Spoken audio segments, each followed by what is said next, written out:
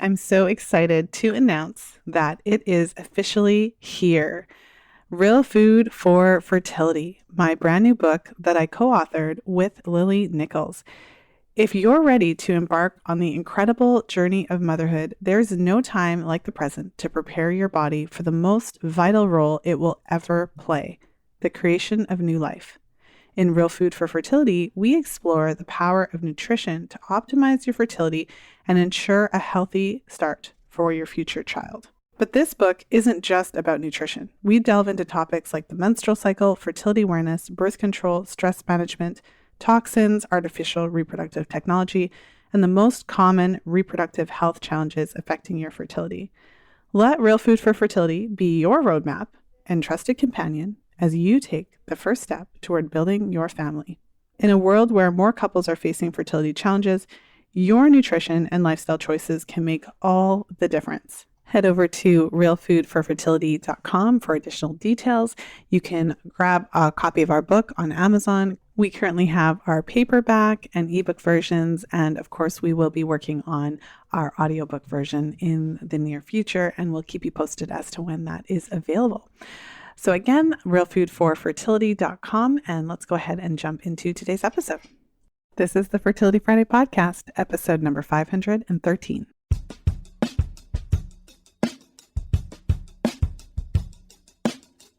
Today I'm sharing a brand new episode in my FAMM research series, and the topic of the day is sperm quality. This is one of the topics that I've been asked the most about when it comes to the new book, Real Food for Fertility, because we have an entire sperm chapter. And let me tell you, the sperm chapter is juicy. A little bit of background information for those of you who don't know. There was a time when I was planning to write a book about sperm. I actually had a cover made, and I had wrote at least a couple of chapters. And so that forms, in a way, the basis of chapter 9, which is improving sperm quality in Real Food for Fertility. And as I mentioned, it is a juicy chapter, and I don't have this exact citation number. Actually, I can look at the citation number as I'm talking to you and let you know. So in this chapter alone, I'm referencing 244 articles. And just to put it out there, when we put our reference numbers in these chapters, sometimes that one number is linked to multiple articles. So there's at least 244 to anywhere from 250 to 300 articles cited in this particular chapter alone. And we've had great feedback on the book so far, especially because the feedback that we've received is not a lot of fertility books focus so heavily on men. And what's interesting about the book is that you can look throughout the book. We are talking about men, we're bringing them in and talking about the importance of the various nutritional strategies that we share for both improving and supporting egg and sperm quality throughout the book. And of course, we have our throwdown chapter where we delve into it and we don't let men off the hook. And the good news is that whatever you're doing to support your fertility, it's also going to help your partner's fertility. And so there's kind of like a mirror situation happening, because what supports egg quality also supports sperm quality. And in today's episode, I wanted to talk about a really interesting study. It is the study that forms the basis of our World Health Organization guidelines. So if your partner has already had a sperm analysis, or if you're thinking about doing that, or if you're just interested in this topic in case it ever applies to you, this is the research study that these criteria came from, what the World Health Organization defines as normal. So we're going to go into how this number came about, what the study shows, how these numbers compare to the optimal numbers, and what the implications are for you. So let's go ahead and dive into today's episode.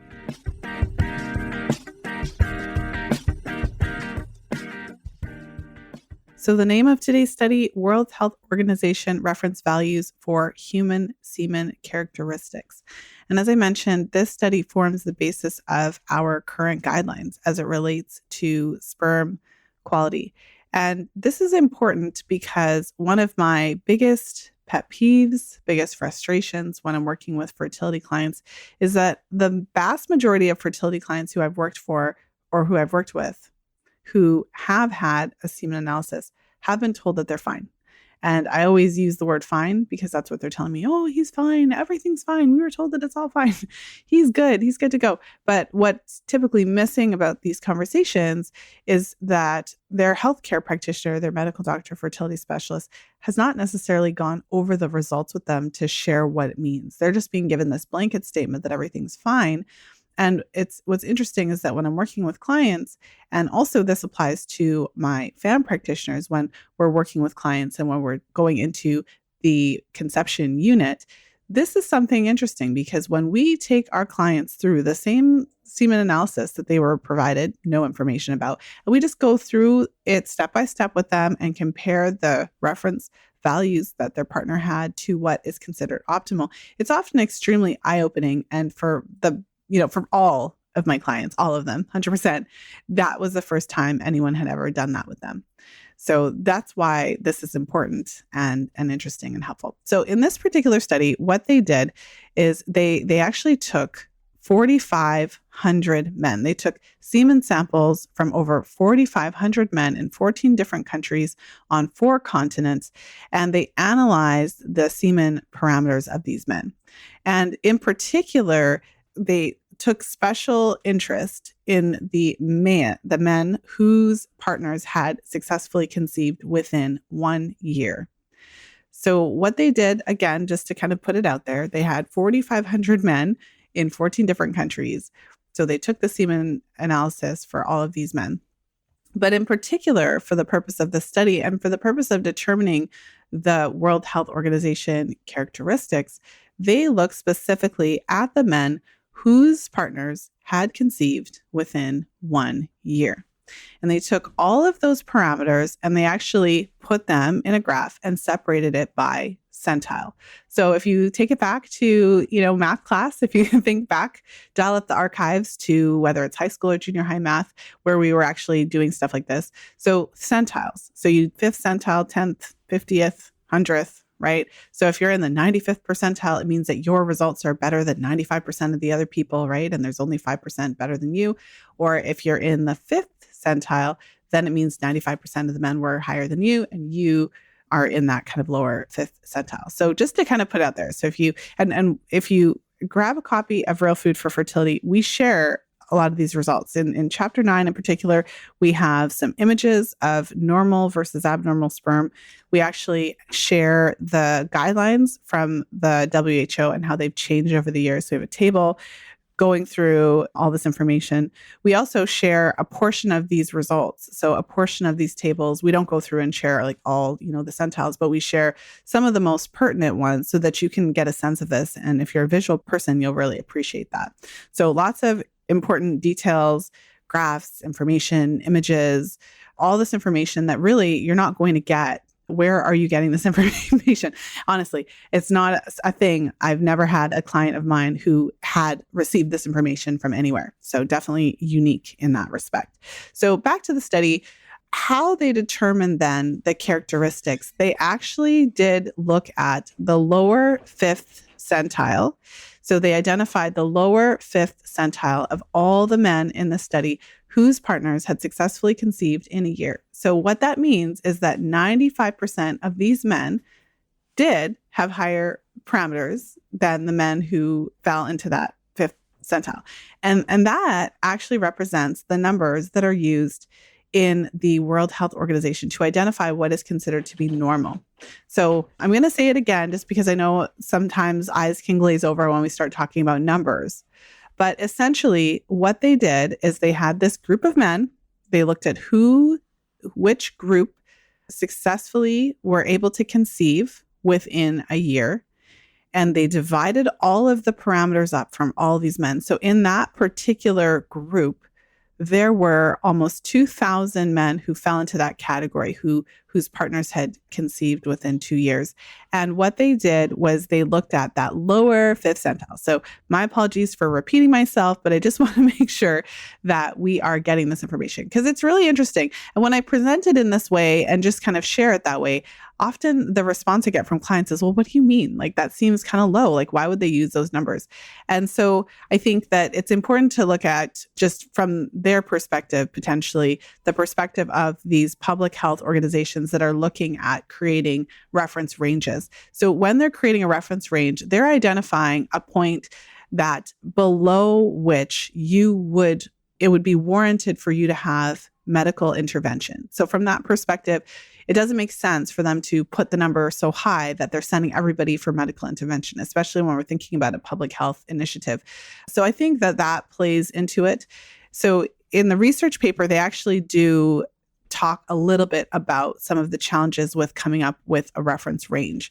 So from the paper, what they say is, there has been no consensus around the suitability of these values, as some centers consider the values to be high, whereas others consider them to be too low. So they're even saying that within the parameters that are determined, there's not necessarily consensus. Everybody doesn't necessarily agree. And part of the reason that they disagree is because there's inherent challenges with putting this reference range either too high or too low. Because if they put the number too high, what they're saying is fertile men could then be classified as subnormal. And so that could make it so that there are men who are actually fertile who are investigated for fertility issues who don't necessarily have any. So that's an issue that they're concerned about with placing the numbers too high. And then on the other hand, if they're placing it too low, what it says in the research paper is that the probability of pregnancy is higher. We know that it's higher when you have sperm of a certain concentration or quality or motility, which we'll get into a little bit more. So they're potentially not identifying couples whose fertility is limited, but not necessarily that they're infertile. And, this actually brings me to the big kind of point that we argue for in Real Food for Fertility, and the big issue that we share with clients. So it's important to recognize about these sperm parameters and guidelines is that they've identified this reference range based on, like I said, this particular study. And so they're identifying that men who fall into this particular range have the capacity to reproduce. They're saying that within a year, the partners of these men were successfully able to conceive, but there's nothing in the way that they identified these parameters that would indicate that these numbers would lead to optimal chances of conception. And I think that that's the main point. When we're looking at these guidelines, these reference ranges as set out by the WHO, they were not intended to provide you with what would be an optimal number, what would give you the best chances of conception. They're trying to identify a point that below which you might need to be further screened or investigated, or might even require artificial reproductive technology. So this is really key to understanding. And in the chapter of the book, we look at a separate study where they're trying to identify what would be optimal for conception. And we can go through that study in a separate episode. But essentially what the researchers did is they similarly looked at couples and how long it was taking to conceive. And they looked at what point, when these sperm parameters get below a certain point, at what point does that start to have a negative impact on your time to pregnancy? So exactly the challenge that was brought up by the researcher in this study that we're looking at, at what stage, when the numbers dip to a certain point, whether it's the total concentration or the motility number or the morphology number. So the motility number relates to if the sperm are moving. The morphology number relates to, if the sperm look normal. And of course, the concentration relates to how many sperm there are in the sample. And so at what point do these numbers start to have a negative impact on how long it's going to take you to conceive? And so what's interesting is when the researchers asked that question, we had a completely different result. So just to go through what the parameters are, the parameters that they identified in the study, what the World Health Organization considers to be normal. When we're looking at the sperm concentration, they're saying that a concentration of 15 million per milliliter, a motility number of 40%, and a normal morphology number of 4%. So to put that into perspective, the average man in the 40s had a sperm concentration upwards of, 100 and 13 million sperm per milliliter. That number I got from an interesting study that was done in the 40s where they had an average, and the men had a lot more sperm back then. And the average man today has about, let's say give or take 50 million sperm per milliliter. And again, you can get these numbers by looking at current studies and looking at the general result when you're looking at the average man. So they're looking at 15 million sperm per milliliter and saying this is what we consider to be normal. And again, that's basically a tenth of what was normal for a man in the 40s.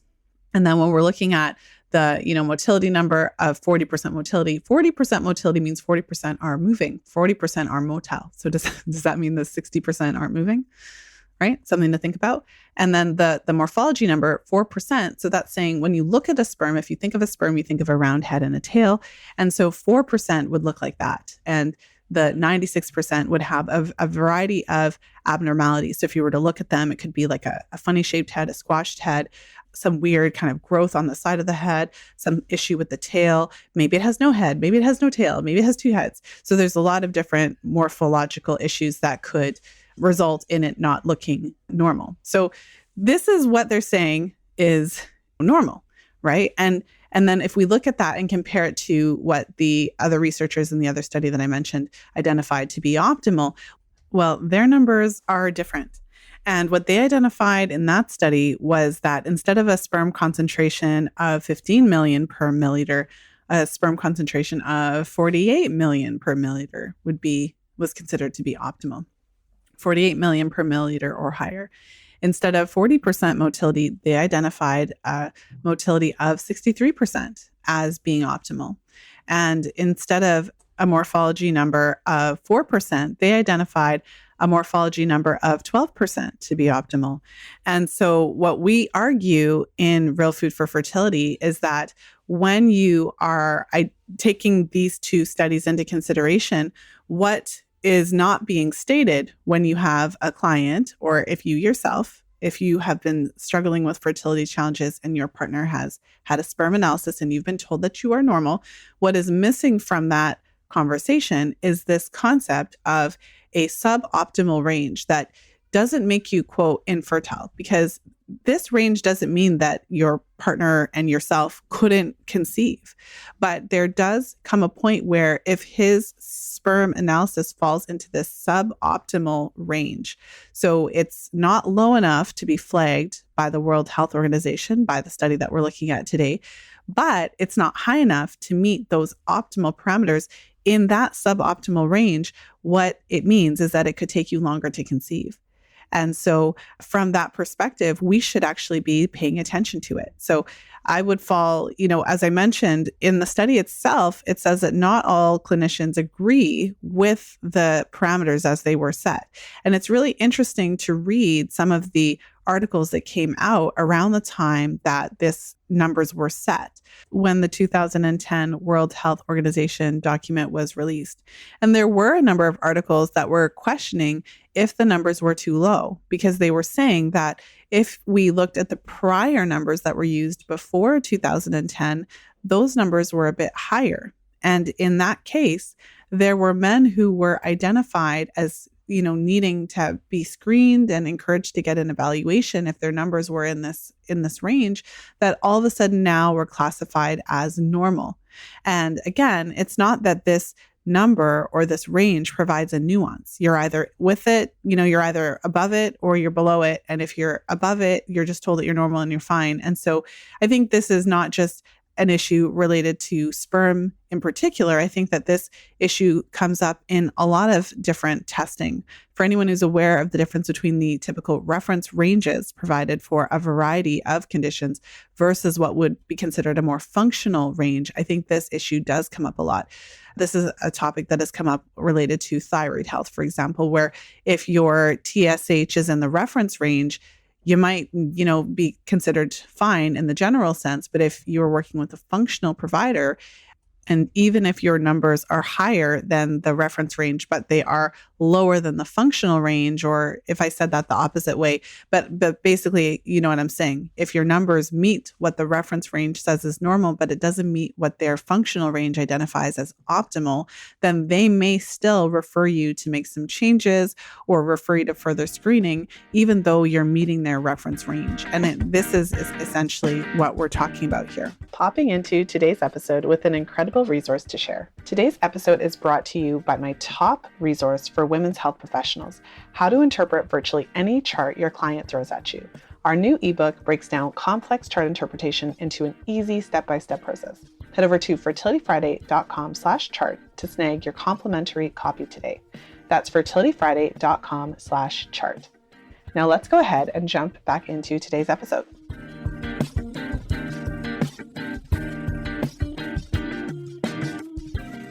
So there's a little bit of similarity, I think, in terms of how this is looked at to the conversation that we had for the last few episodes when I released the 3-part series on essentially the impact of birth control on fertility.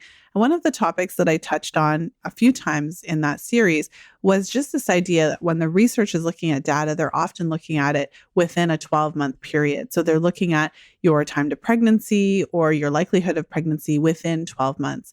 And so similarly in this study, you know, part of the reason that they're looking to this way of identifying what's normal is because they are looking at a couple's chance of achieving pregnancy within 12 months of unprotected sex. So from their perspective, if you have these participants who had these numbers and are conceiving within this time frame, whether it's happening in month 1 or month 11 isn't necessarily a point of contention or a point of consideration for how they're creating their reference ranges and for how they're looking at this information. They're simply looking at over the course of 12 months, who got pregnant and who didn't.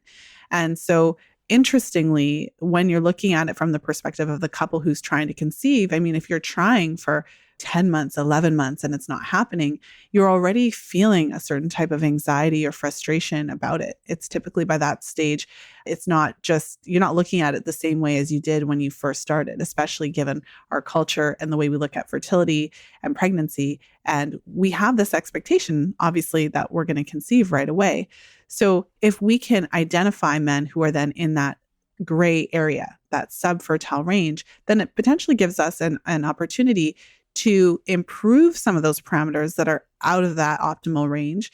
Many of these men who are in the suboptimal range with a variety of evidence-based changes, whether it's nutritional changes, the addition of specific evidence-based supplements, the removal of certain issues that are known to have a negative impact on sperm health, you know, whatever approach that we take, a significant portion of these men have potentially the opportunity to improve their parameters, get them into that optimal range.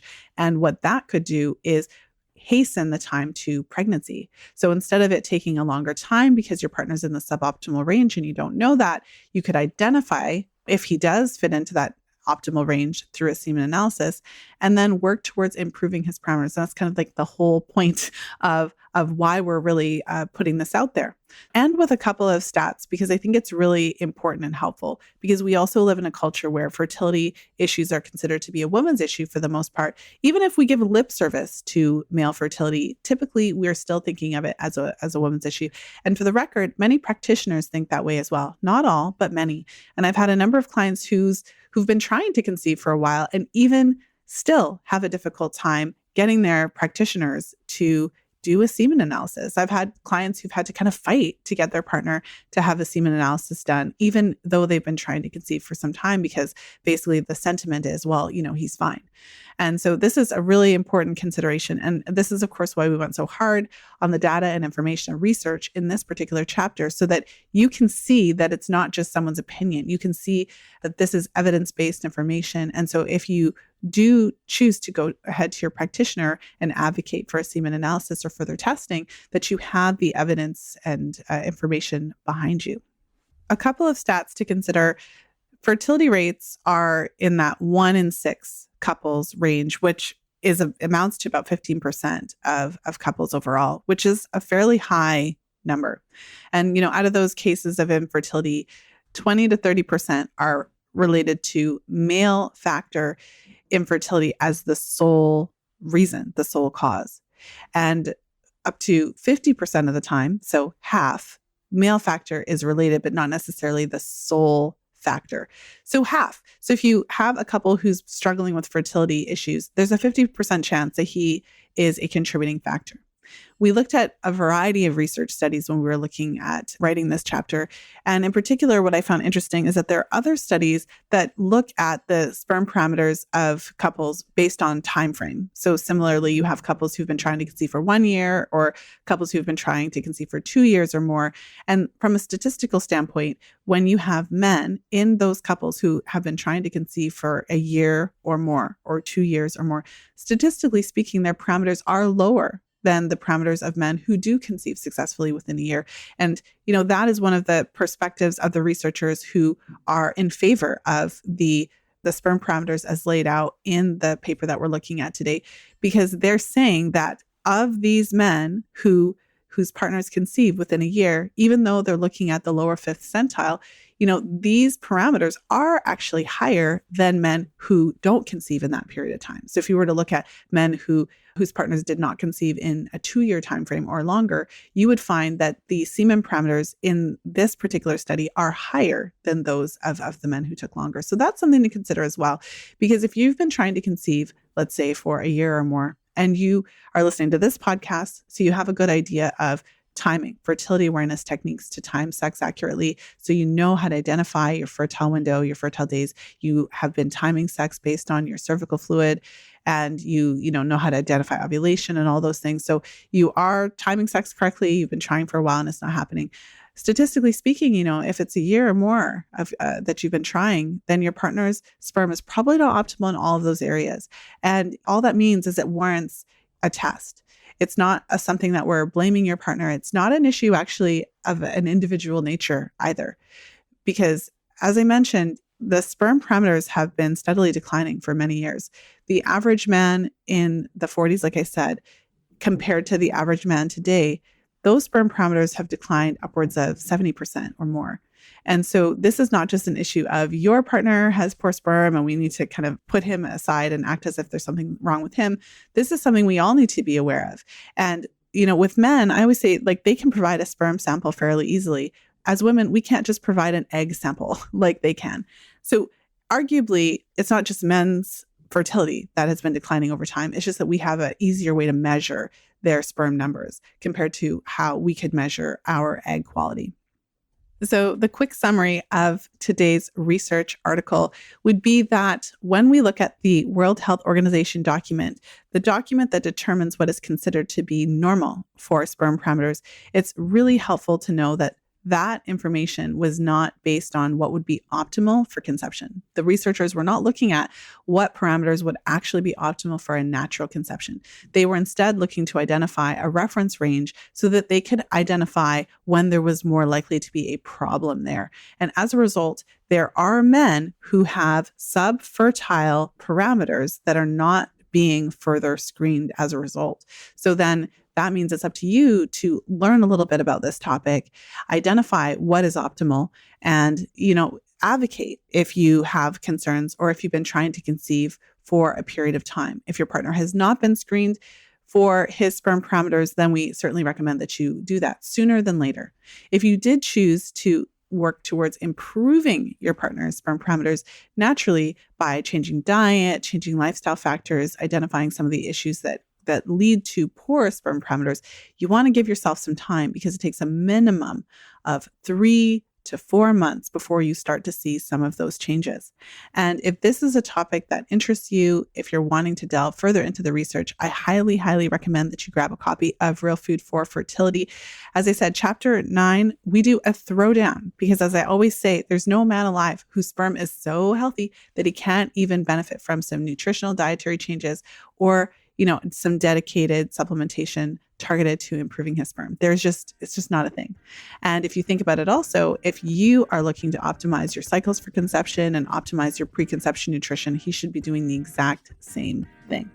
For those of you who are curious about egg quality, we do have an absolute throwdown chapter on supporting and improving egg quality.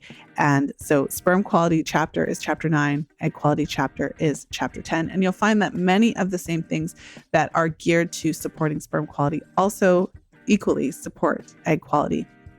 You can head over to Amazon and type in Real Food for Fertility, and you'll find our book there if you wanted to grab a copy. You can also head over to realfoodforfertility.com for more information about the book and also more details about both Lily and myself and our other books and all the things. If you found today's episode interesting and you can think of somebody who you know would love today's episode as well, the share link is fertilityfriday.com/513. And I hope you have a wonderful weekend, whenever you're tuning into the show. And of course, as always, until next time, be well and happy charting. And that's a wrap. If you're loving our FAMM research series, then I know you'll love our Fertility Awareness Mastery Mentorship Program. It's a 9-month immersive experience that will completely transform the way you work with clients, allowing you to not only teach fertility awareness to your clients, but to use the menstrual cycle as a vital sign and diagnostic tool in your women's health practice. Head over to fertilityfriday.com/FAMMlive to join the waiting list and be the first to know when registration opens up again. There's no program like this offered anywhere. Transform your practice in 9 months. Head over to fertilityfriday.com/FAMMlive.